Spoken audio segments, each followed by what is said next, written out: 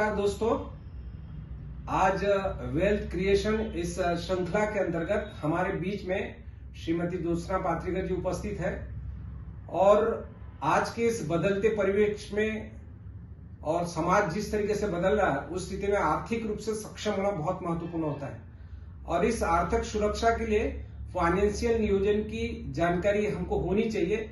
लेकिन बड़ी विडंबना है कि भारत में वित्तीय साक्षरता का अभाव है और आज भी कई ऐसे जनमानस का क्षेत्र है जहां पे वित्तीय साक्षरता का पूर्णतः अभाव है। तो ऐसी स्थिति में छोटे शहरों में वित्तीय साक्षरता और वेल्थ क्रिएशन के लिए एक बहुत अच्छी संस्था हमारे सौंसर पांडुना जिला में स्थापित की गई है श्रीमती ज्योत्सना पात्रिकर के द्वारा।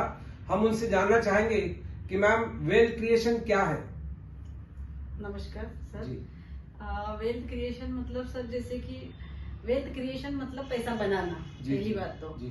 और वित्तीय नियोजन ये हमारे जीवन से बहुत निगडित है। निगडित इसीलिए है क्योंकि हर कोई पैसा कमा रहा है, पैसा कमाता है, लेकिन वो उस पैसे को किस तरह, कैसे, कहाँ, कब निवेश करे, लेकिन उस पैसे की जरूरत पड़ने पर हम उस पैसे को उपयोग में लाए, इसके लिए जो नियोजन होता है, एक नियोजन होना चाहिए। और इस नियोजन को बनाने के लिए हमारे पास एक नियोजक की जरूरत होती है, जो कि नियोजक की जरूरत होने के बाद अगर वो नियोजक हमारे पास नहीं है तो बहुत सारे दुष्परिणाम भी हमें उसके भुगतने पड़ते हैं। मैम, मैं पूछना चाहूंगा कि जो वित्तीय नियोजक है, ये वित्तीय नियोजक हमारे जीवन में क्या रोल अदा कर सकता है, कैसे मदद कर सकता है, हमको बताइए थोड़ा। वित्तीय नियोजक का जो रोल होता है सर, बहुत ही महत्वपूर्ण रोल होता है, क्योंकि हमारे जीवन में कुछ ऐसी निगडित चीजें होती है। जैसे एक छोटा सा उदाहरण हम लेते हैं कि एक बच्चे को पढ़ाने के लिए एक शिक्षक की जरूरत होती है। अगर शिक्षक नहीं है तो वो किस दिशा में पढ़ेगा। वैसे ही हमारे जीवन में अगर हम अपने भविष्य को सुरक्षित करना चाहते हैं, लेकिन आर्थिक रूप से प्रबल और सुरक्षित करना चाहते हैं, तो उसमें एक वित्तीय नियोजन का बहुत बड़ा रोल होता है। और रोल ऐसा होता है कि जैसे सामने से कोई आता है और बोलता है कि मुझे इतना पैसा चाहिए, लेकिन वो पैसा आपका हार्ड एंड मनी होता है, बहुत ही महत्वपूर्ण पैसा होता है। तो वो पैसा भी हमारा सुरक्षित जगह जाने चाहिए और इस सुरक्षित जगह तक लेके जाना और वहां से हमें जब पैसे की जरूरत पड़ती है वहां से निकाल लेना, ये वित्तीय नियोजक का काम होता है। तो मैम बहुत अच्छा बताया आपने, पर मैं जानना चाहूंगा कि एक सामान्य व्यक्ति जिसको वित्तीय नियोजन के बारे में कुछ भी बेसिक जानकारी नहीं है, तो वो अपनी शुरुआत कैसे करे वित्तीय नियोजन के लिए। बहुत एक अच्छा प्रश्न पूछा है सर आपने। घर में एक अच्छी नियोजक महिला होती है मेरे हिसाब से, जिसे हम अपनी गृहिणी बोलती है। और गृहिणी से बढ़ के हमने देश में भी देखा है कि हमारी वित्त मंत्री एक महिला ही है, निर्मला सीतारमण देवी। और घर में भी एक गृह मंत्रालय जो होता है महिला की तरफ होता है।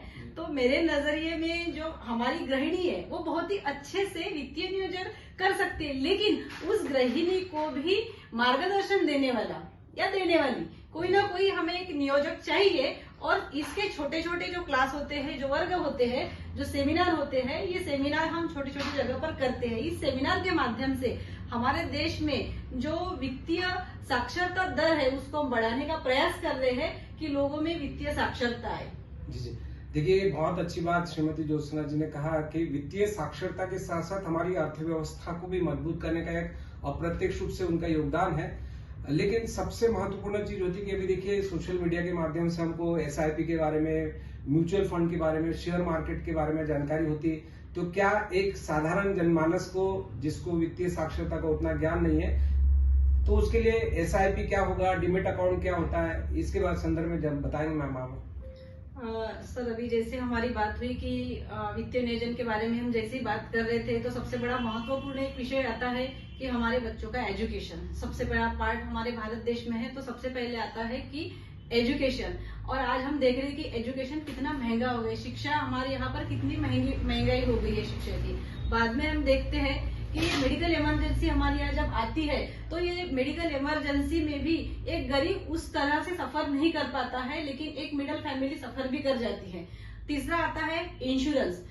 इंश्योरेंस में भी हमें कितना कवर चाहिए, ये चीजें कब हमें कवर कब हमें क्लियर होगी? जब हम किसी के साथ में बैठेंगे और बैठने के बाद हमारा पूरा नियोजन करेंगे। अब बात आती है एजुकेशन के ऊपर, तो एजुकेशन के ऊपर हम जाते हैं बैंक में आरडी करते हैं, हम जाते हैं एसआईपी करते हैं। तो ये एसआईपी होता क्या है? आरडी को हम जैसे देखते हैं वैसे एसआईपी होता है। आरडी में क्या मिलता है हमें? आरडी में हमें इंटरेस्ट मिलता है, लेकिन एसआईपी में हमें रिटर्न्स मिलते हैं। इंटरेस्ट और रिटर्न्स में बहुत डिफरेंस है। जो इंटरेस्ट होता है वो एकदम फिक्स होता है, लेकिन जो रिटर्न्स होता है फ्लेक्सिबल होता है, ऊपर नीचे होता है। और आपने दूसरी बात स्टॉक मार्केट की है, तो हर एक देश का शेयर बाजार उस देश की अर्थव्यवस्था को रिप्रेजेंट करता है। और अगर इनडायरेक्टली आप म्यूचुअल फंड के भी माध्यम से आते हैं तो हमें ये बोलने में जरा भी ऐतराज नहीं है कि हमारे देश की अर्थव्यवस्था में हमारा पैसा जा रहा है, कहीं ना कहीं डेवलपमेंट में हमारा पैसा जा रहा है। अगर हमारा देश प्रगति पर है तो डेफिनेटली हमारे परिवार की या हमारे पैसे की भी प्रगति होने वाली है। बहुत बहुत शुक्रिया मैम आपका, क्योंकि जिस तरीके से आपने वित्तीय सुरक्षा और एक नियोजकता की भूमिका और एक सामान्य व्यक्ति के लिए एसआईपी म्यूचुअल फंड के संदर्भ में जो आपने जानकारी दी, निश्चित रूप से इसको हर व्यक्ति को इसका लाभ उठाना चाहिए। और हाँ, लेकिन एक बहुत महत्वपूर्ण है कि हम जितना कमाते हैं उसका कम से कम 30% हमको बचत करना चाहिए, ताकि हम अपने भविष्य को सुरक्षित कर सके। क्योंकि जिस तरीके से हमारी भौतिक आवश्यकताएं बढ़ रही है, चाहे वो शिक्षा की हो, हमारे लिए मकान बनाने की बात हो, या गाड़ी लेने की बात हो, या समय पे कोई आकस्मिक घटनाएं होती है उसके लिए जो आर्थिक सुरक्षा की बात हो, तो इस स्थिति में एसआईपी और भी जो आपका आर्थिक नियोजन है वो बहुत मददगार हो सकता है। तो मैम ने इस सारे पहलुओं पे बड़े विस्तार से जानकारी दी, उसके लिए मैम बहुत बहुत धन्यवाद आपका। Thank you. नमस्ते।